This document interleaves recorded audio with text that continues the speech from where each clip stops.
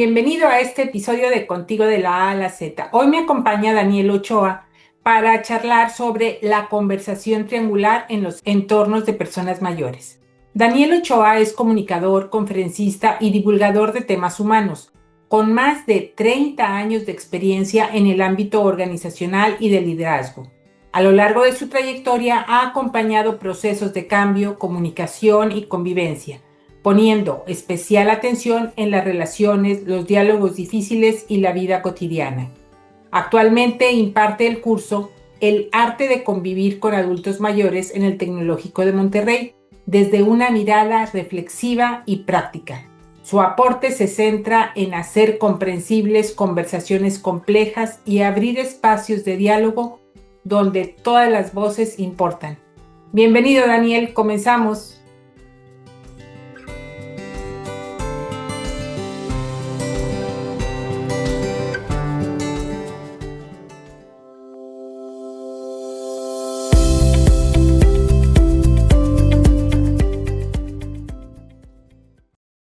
Daniel, bienvenido nuevamente. Estoy muy contenta de que nos acompañes el día de hoy.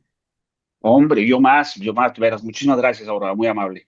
Oye, y con este tema tan interesante de la comunicación triangular, fíjate que cuando me lo comentaste, vinieron a mi Sí. recuerdo muchísimas cosas de errores que cometí yo en este tema cuando mis papás vivían. Pero bueno, la verdad es de que en ese tiempo no tenía el conocimiento, ahora creo que Ujú, ya estoy un poquito más consciente y por eso te claro, invité porque creo que es muy importante dar a conocer estos temas que a veces los hacemos sin la intención de dañar a alguien, a por veces supuesto, hasta por amor, ¿verdad? Entonces, platícanos, ¿a claro. qué te refieres con comunicación triangular? Sí, mira, la comunicación triangular es, bueno, como todo triángulo, pues tiene tres vértices, ¿no? Ujú. Entonces, ¿qué es lo que ocurre? Cuando realmente ocurre siempre que tenemos un enfermo, ¿eh? O sea, porque a los adultos mayores que sufren de algún trastorno, normalmente les denominamos el familiar o adulto mayor, o le llamamos el paciente, ¿verdad? Ujú. O si no, también le llamamos, pues a veces le dice la gente el enfermo, no me gusta a mí mucho eso, pero normalmente se le llama el paciente. Siempre que tenemos un paciente de algo y que está en tratamiento, de cualquier tipo de tratamiento, hay comunicación triangular. En el caso de los adultos mayores, con mayor razón. ¿Cuál es la comunicación triangular? Por ejemplo, si contamos con un cuidador o alguno de los familiares inclusive es cuidador más o menos permanente, ¿sí? Del adulto mayor, entre otros miembros de la familia y nuestro adulto mayor, hay una comunicación cuando vamos a visitarlos, cuando les preguntamos cómo están, cuando tenemos comunicación con ellos.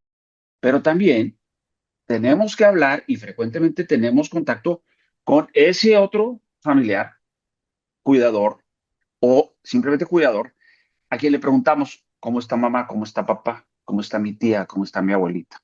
¿Sí? Y ese cuidador o esa persona tiene contacto también con el adulto mayor. ¿Sí? Entonces a veces le decimos, oye, está dormida o está dormido. Cuando se despierte, dile que vine a verla o vine a verlo para que no crea que nunca vengo, por ejemplo. Ujú. ¿Sí? O que le traje esto para que comiera o para que se lo pusiera o para X.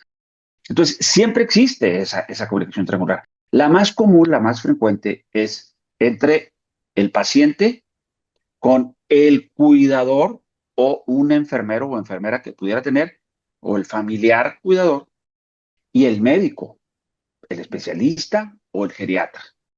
Y hago esta distinción porque normalmente lo que decimos, y bueno, esto lo escucho yo en las conferencias, en los simposios, en los cursos, es que los geriatras son los generalistas de los adultos mayores. Pero los adultos mayores siempre tienen un médico especialista o varios. El cardiólogo, el neumólogo, el gastroenterólogo, ya sabes, ¿no? Pero el que ordena todo de alguna manera para la familia es el geriatra. Bueno, entonces te fijas, es importantísimo. O sea, a veces es el familiar que lleva al abuelo, a la abuela, al adulto mayor, a consulta. Este es el triángulo que quizás más podemos reconocer. Estás en consulta, tu adulto mayor está en la silla de un lado, a un lado de ti, el médico está enfrente, y entonces pregunta el doctor. ¿Y cómo ha estado la señora? ¿Quién crees que responde, Aurora? Pues ¿Quién no habla más? dejan contestar al adulto mayor, contesta el No familiar. dejamos contestar. Ajá. Claro, y empieza uno, no, es que mire, que yo le digo, y te acuerdas que usted le dijo, y no está haciendo caso.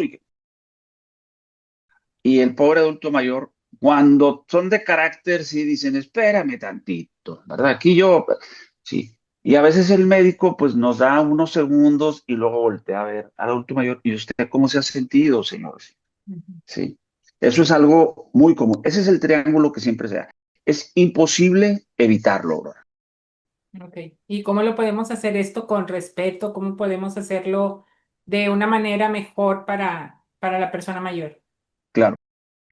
Para la persona mayor y para todo el entorno, ¿eh? Lo Claro. mejor es reconocer los roles y sus funciones. A Mm. ver, en una consulta médica, ¿cuál es el rol del médico? Enterarse de qué es lo que está sucediendo, ¿sí? Escuchar al paciente, ¿sí? Oye, pero es que a mí también me tiene que escuchar porque él o ella no le cuentan todo. Ok, ahorita vamos a esa parte. Entonces, dejar que cada quien cumpla su función y que mi adulto mayor cumpla su rol como paciente, que se exprese a su manera Ujú. y como quiere. Oye, de manera incompleta. Sí, a veces lo hacen de manera incompleta. Oye, a veces es tendencioso o no dice algunas cosas. Por supuesto, todos hemos sido pacientes y todos hemos dicho medias verdades, ¿verdad? Entonces entendemos lo que es eso. Y nosotros, ¿cuál es nuestro rol? Somos acompañantes del adulto mayor. Ujú. Yo aprendí esto, por ejemplo, en las clases que doy desde hace 2 años, en el TEC de Monterrey, en la Escuela de Extensión, doy la clase de el arte de, ahora le llamo acompañar, ¿sí? Se llama convivir. Pues el arte de convivir con adultos mayores, ese es el título de la clase. Y yo aprendí ahí con una participante que me dijo, mira, Daniel, siempre que íbamos a la consulta, mamá no le contaba todo al doctor, es más, le decía mentiras. Y entonces yo la contradecía y se hacía una rebatinga ahí. Y el pobre doctor, pues ahí nada más nos veía discutir a madre e hija ahí en pleno show, ¿verdad? No, sí, no, que no, que... Y pues me daba pena. ¿Qué aprendí? Mira, a la asistente del doctor, con conocimiento del doctor, le mando por anticipado qué es lo que yo he percibido, qué es lo que ha pasado por WhatsApp, así, un documento. Y le dice, dile al doctor que me gustaría que leyera esto mientras nos atiende. Entonces llegan, fíjate, la hija asume su rol de acompañante, pero ya le mandó información, porque también ella es una fuente de información importante, y deja que el médico conduzca la entrevista. O sea, le respeta su rol y a su madre le respeta su rol. ¿Te fijas?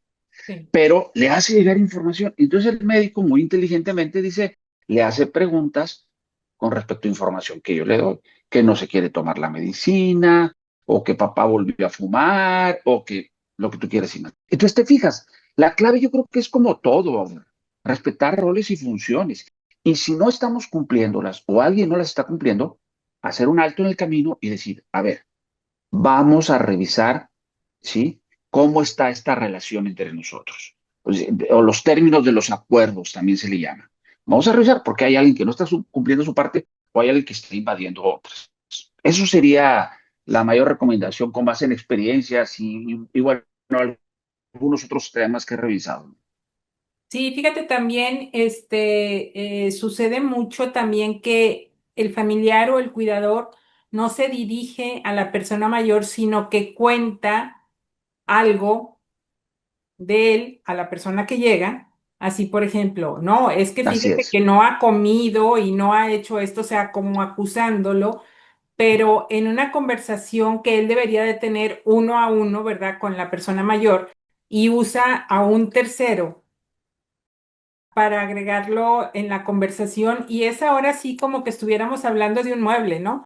O como que se me descompuso la lavadora completamente. o se me descompuso y entonces estás hablando de la persona, pero no se lo estás diciendo a él, se lo estás diciendo a una tercera persona para que el adulto mayor Así es, lo escuche, ¿verdad? Entonces la conversación ya suena como claro. que estamos hablando sobre la persona, no estamos hablando con la persona.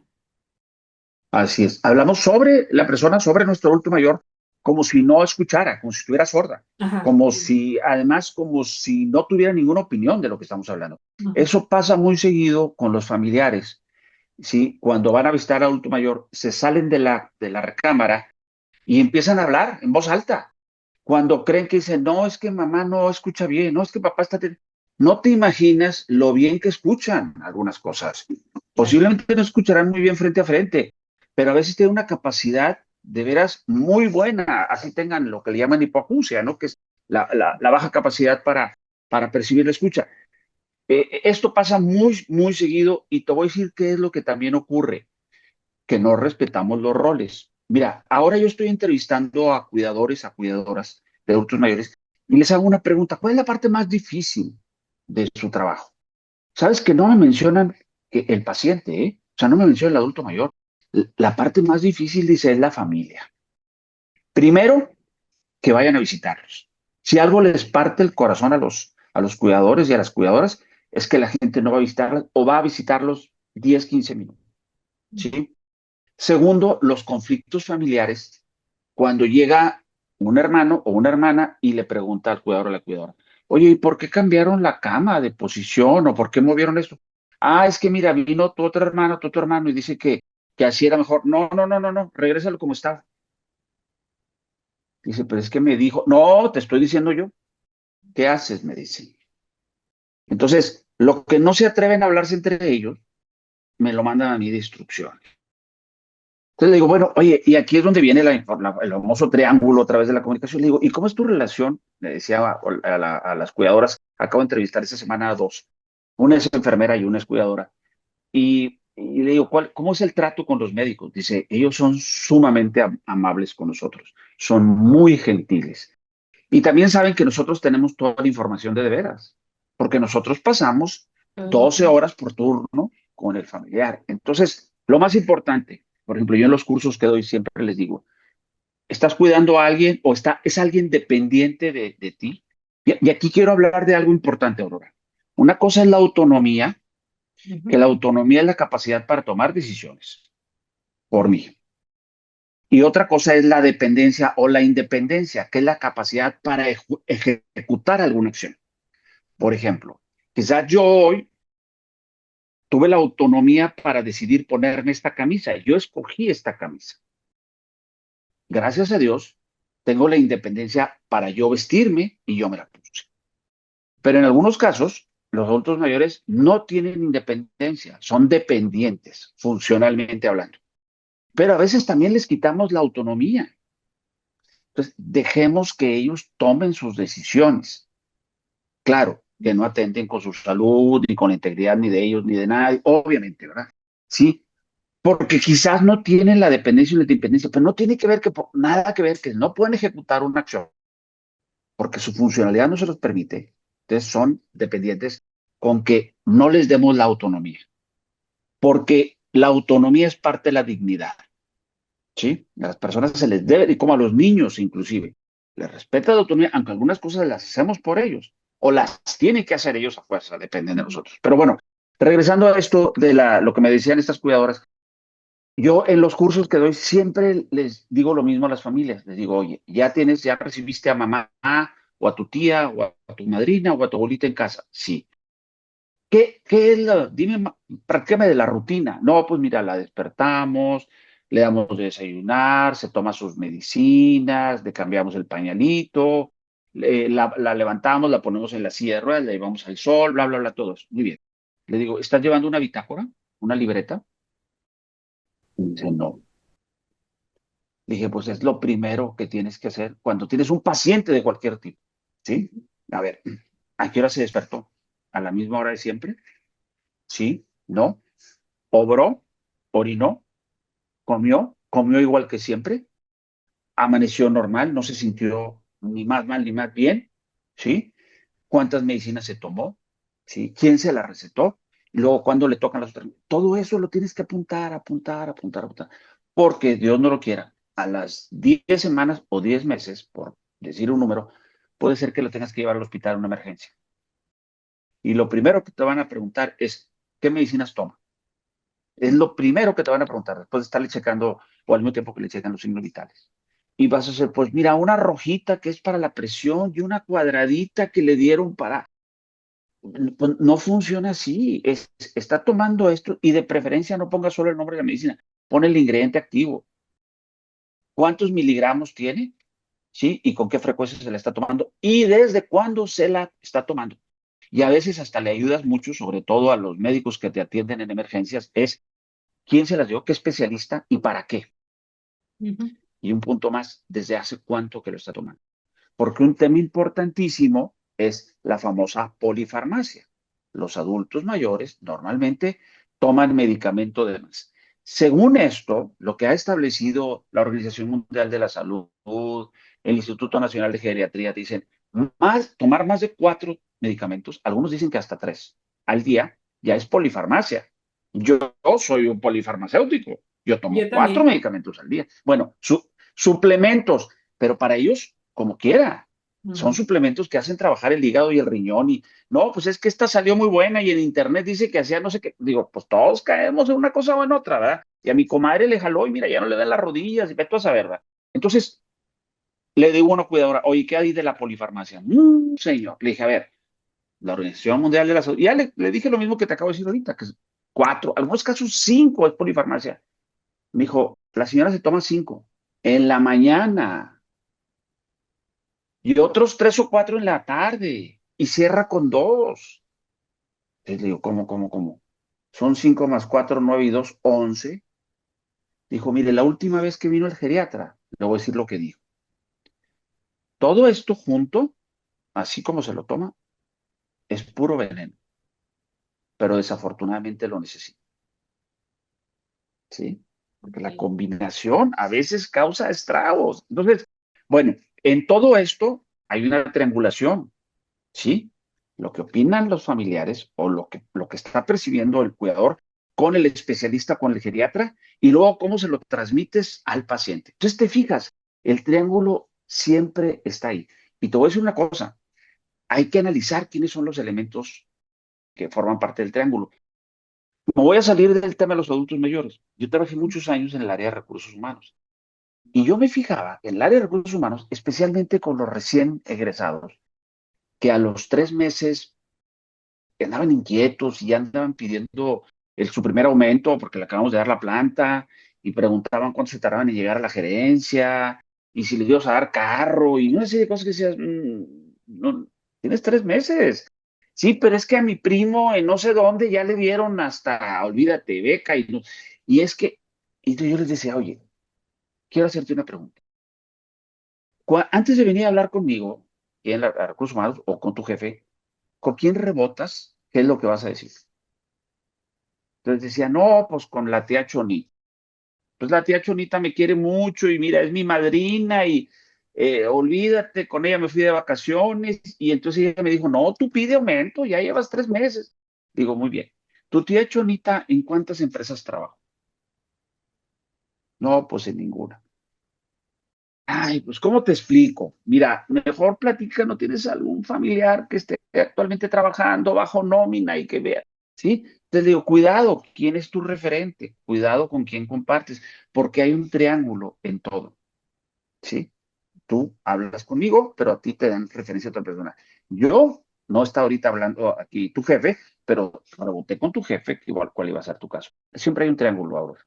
Y aquí, por ejemplo, ¿qué podemos ir haciendo para romper este triángulo? Bueno, más bien no el triángulo, porque el triángulo va a seguir existiendo, pero Ujú. una comunicación que fluya y que sea respetuosa y que estemos dignificando a la persona mayor, que logremos que el mayor tiempo sea autónomo, como bien mencionabas tú ahorita el tema de la autonomía.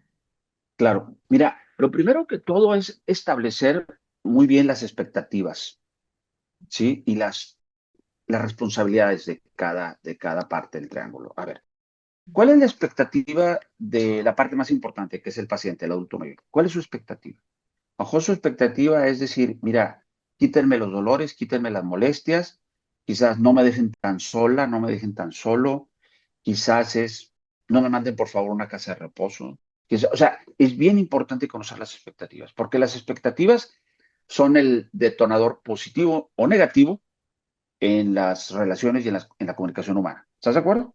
¿Sí? Claro. Los problemas que tenemos son porque no se cumplen las expectativas o porque yo no cumplo mis propias expectativas, inclusive, de vida. Ujú, Entonces, bueno, hablar con el médico. A ver, doctor, esta condición de mi familiar, de mi adulto mayor, que para usted es su paciente, es qué expectativa tiene usted y cuál debo de tener sobre usted y el tratamiento. ujú, A ver, ¿el Alzheimer es curable? No, no. ¿Es progresivo? Sí. ¿Es mortal? También. Bueno, entonces, ¿qué expectativa puedo tener? Pues mira, vamos a ir ralentizando el proceso. Vamos a tratar de darle la mejor calidad de vida conforme va avanzando. Ah, perfecto.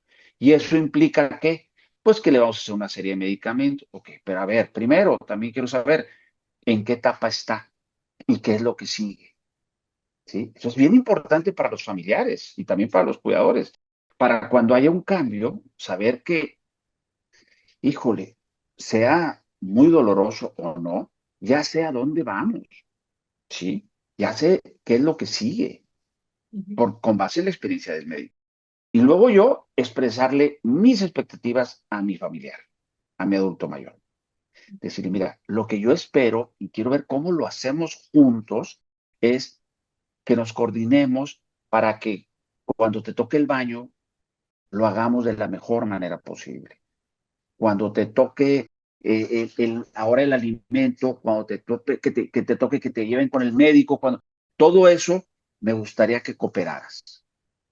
¿Qué necesitas tú para cooperar? En la medida que te pueda entender y que quiera también comprender, ujú, ¿sí?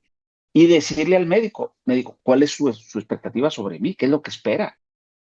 Pues que hagan que se tomen los alimentos, que la lleven a su terapia o fisioterapia o lo que sea, y esto, y lo otro. Entonces te fijas, si tenemos claro qué es lo que cada uno tenemos que hacer, pues la verdad es que las cosas caminan bien. Y cuando no, pues entonces vuelvo a lo mismo, es decir, a ver, ¿qué está pasando aquí? Tiempo fuera. Aquí tenemos que revisar los términos del acuerdo que hicimos, porque hay alguien que no lo está cumpliendo. Oye, pues es que el paciente no puede estar cumpliendo porque cada vez más el proceso es degenerativo y cada vez va perdiendo más funcionalidades. Bueno, entonces, ¿cómo vamos a compensar eso? ¿Sí? Entonces, revisar las expectativas y las funciones es importante. Y tomarlas estas, que es muy difícil a veces, plena conciencia de eso, de que esa situación no la podemos cambiar. Eso que se nos está presentando no se puede evadir ni evitar. Yo les digo a las personas, acuérdate de una cosa, desde que tú asumes, aunque no pases tiempo con la persona, a veces me atrevo a decirles, que tienes un familiar en proceso degenerativo, ¿sí? Y que eventualmente va a fallecer como resultado de, si no es que de otra enfermedad, otro padecimiento por esto, ya te cambió tu proyecto de vida, ujú, ya te cambió. Ahora, si vive contigo, olvídate, claro, tú ya no eres la misma persona. Tienes que asumirlo y tomar conciencia de eso. Y tomar conciencia de este triángulo y que a veces este triángulo depende de otro triángulo y de otro triángulo y otro triángulo, porque a veces estás con dos especialistas hablando, no al mismo tiempo. Pero cuando un geriatra te dice una cosa, un especialista te dice una cosa y el otro te dice otra, ¿a quién le haces caso? ujú. Sí, ¿Me y más explico? como decías ahorita, cuando un vértice de este triángulo es en plural, son familiares, ¿verdad? O sea, no es Ujú, una persona. En la mayor parte de las veces ese familiar está conformado por varias personas que tienen opiniones, formas de comunicarse, formas de hacer las ujú. cosas, pues muy diferentes. Y para esto, sabes que también es muy importante establecer los protocolos. Suena así muy rimbombante, pero es, a ver, ¿qué es un protocolo? Es una regla de comportamiento. ¿Estás de acuerdo? Eso es más o menos, digo, no te estoy diciendo una definición así de diccionario, pero es una forma de comportarnos, es una regla como nos vamos a comportar. Entonces, por ejemplo, yo por las experiencias que he vivido personalmente, por los aprendizajes, lo que me han platicado, lo que he leído, algo que ayuda mucho es, por ejemplo, una regla que dice, el que tenga una buena idea sobre qué hacer con el familiar, viene y la aplica. Ujú, No nomás me des ideas, porque para tener ideas, mira, yo soy buenísimo. Es que deberían de ponerle unas cortinas, pásale, sí, y a veces si quieres yo te la pago, sí, pásale y ponlas, y ujú, ve y búscalas. No, no, yo decía, no, yo también digo. Entonces, suena absurdo, pero es poner esas reglas de protocolo, ¿verdad? A ver, ¿Quién va a hablar con los médicos? No, es que pásame el teléfono porque yo tengo una duda. No, hay una persona que tiene el contacto con el médico. Es el protocolo. Ahora, si tú quieres, perfecto, tú háblale, pero tú vas a ser el conductor en adelante. ¿Sí? Entonces te vas a tener que poner de acuerdo con la cuidadora para que te cuente todo. Y vas a tener que hablar diario, al menos una vez al día, para saber cómo amaneció, o cómo durmió, o cómo esto, o cómo lo otro y que aquello. Y le vas a responder al doctor cuando te llame. No, no, fíjate que no. Va, está la cosa, ¿verdad? Entonces te fijas, los protocolos familiares ayudan muchísimo, son reglas de comportamiento y de conducta. Sí, excelente. Fíjate que dentro de la audiencia, bueno, esto nos sirve mucho, yo creo que en general a todas las Ujú, personas, porque pues todos tenemos o hemos tenido algún familiar que pase por esta situación. Pero ahora volteando un poquito la situación, o sea, nosotros como personas que nos estamos acercando a esa edad en que vamos a ujú. requerir ese tipo de acompañamiento, ese tipo de ayuda y todo, ¿cómo podemos irnos preparando tú y yo para que esto fluya de mejor manera cuando nos toque estar en esa situación? Claro. Mira, yo creo que para mí lo más importante es siempre estar conectados con la realidad, Ujú, porque la realidad nos ayuda a tener acuerdo. O sea, si tú y yo mismo no vemos la realidad de la misma manera, a ver, ¿en qué contexto estamos? En una conversación en Zoom, ¿sí? Pero si yo alucino ahorita y digo, no, no estoy en Zoom, estoy en no sé, espérame tantito, Daniel. O sea, ve, la realidad es que te fijas, sería imposible que nos pusiéramos de acuerdo. Y cuando no hay acuerdo, no hay comunicación. Suena sencillo esto, ¿verdad? Pues fíjate que no, porque a veces la misma realidad la vemos diferente de diferentes personas. Entonces, si a mí me llegan a decir, oye, Daniel, fíjate que estás en las primeras etapas, acabo de platicar con una persona, un joven, que me dice, quiero que hables con mi novia porque a su mamá, 52 años, o sea, jovencísima, para mí es así, para ujú. mí todos los que estén abajo de mí son jovencísimos, ¿verdad? Claro. Entonces, jovencísima, le detectaron un Alzheimer temprano. Por lo general, no es regla, los Alzheimer tempranos son muy agresivos y muy rápidos en su avance. Y a veces tienen el componente de que son hereditarios. No se olvídate, tienes todas las de perder. Digo, es muy dramático. Hay una película que está en Netflix muy, muy, muy bonita con esta, ay, se me olvidó el nombre, Gillian Moore, creo que se llama la actriz, y es una mujer joven, de los 50, que detectan Alzheimer temprano, y el de ella sumamente agresivo. Y entonces me dice ella, me dice, ¿qué opinas? Digo, ¿qué tan consciente está la mamá? Perfectamente consciente, muy, muy consciente. Entonces, ¿se deja ayudar? Sí, pero sabe que a la larga va a ir perdiendo esa capacidad de cooperación, porque en ciertas etapas ya avanzadas, cuando empiezan estas llamadas agresiones, cuando los quieres bañar, cuando los quieres movilizar, no son agresiones, vaya, no agreden con una intencionalidad, Claro. simplemente que no sabe qué es lo que está sucediendo. Ujú. Entonces, cuando uno sabe de alguna manera que uno va a envejecer, yo creo que es bien importante empezar a trabajar la comunicación con los seres queridos desde ahorita y decir, mira, fíjate para mí cómo siempre fue importante esto. Fíjate cómo yo no le doy importancia a aquello, ¿sí? Fíjate que a mí me gustaría que me mandaran a una casa de reposo.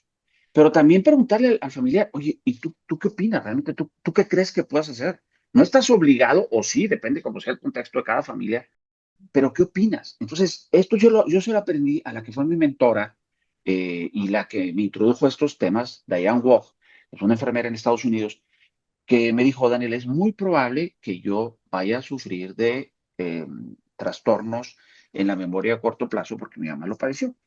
Y le dije, bueno, oye, bueno, se llama Diane, pero es Diana. Oye, Diane, ¿y qué me recomiendas? Yo quiero seguir platicando contigo. ¿Qué hago?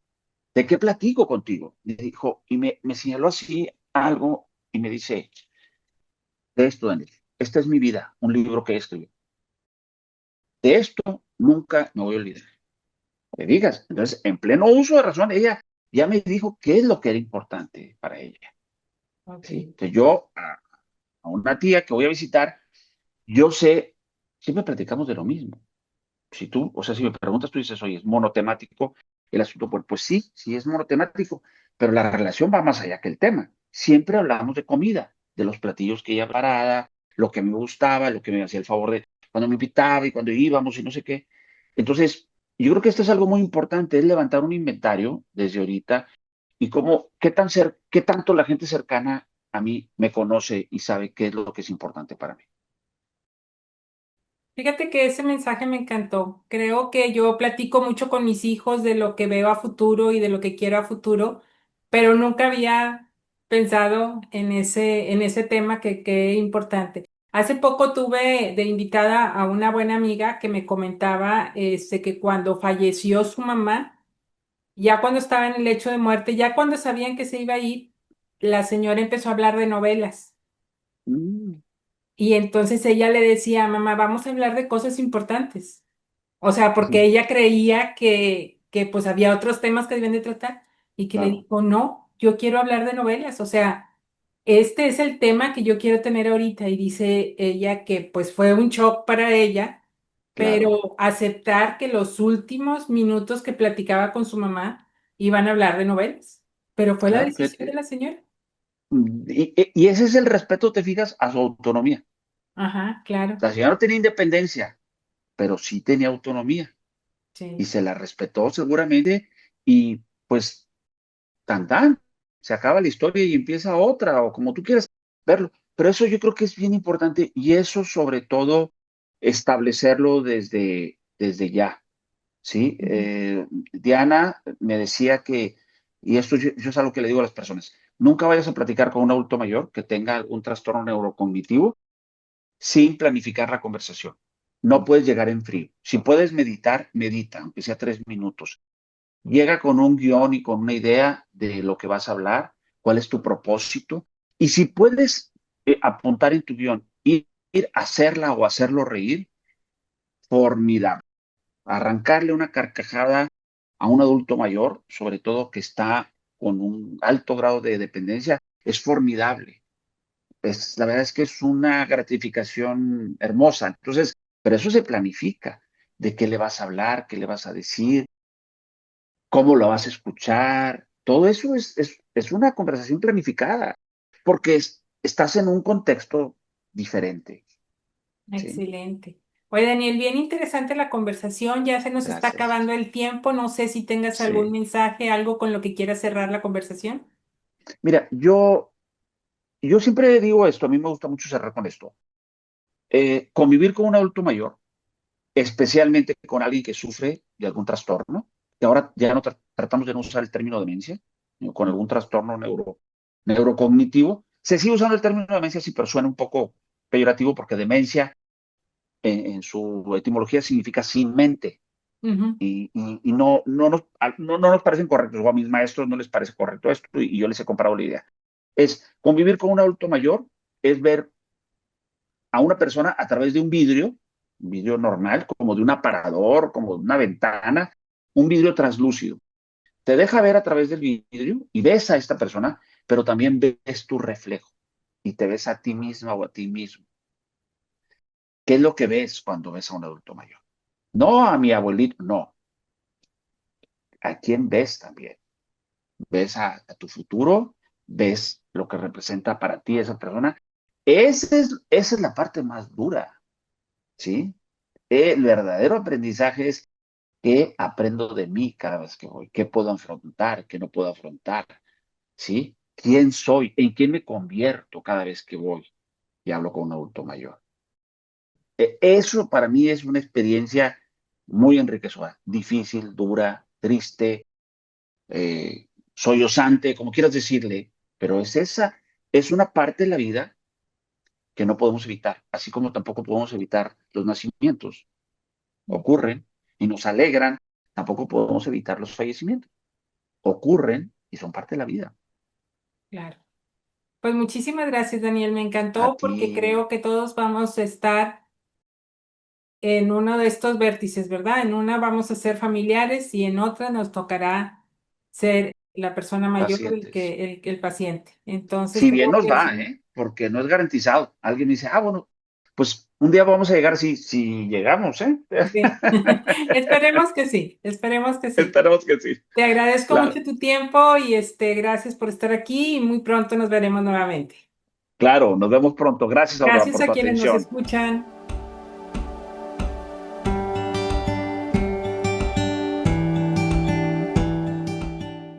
Gracias por estar aquí y darte este espacio. Si esta conversación te acompañó, te invito a darle like, a suscribirte si no lo has hecho y a compartir para que más personas lo escuchen. Y antes de despedirme, te dejo con una pregunta. ¿Qué te está pidiendo hoy esta etapa de tu vida?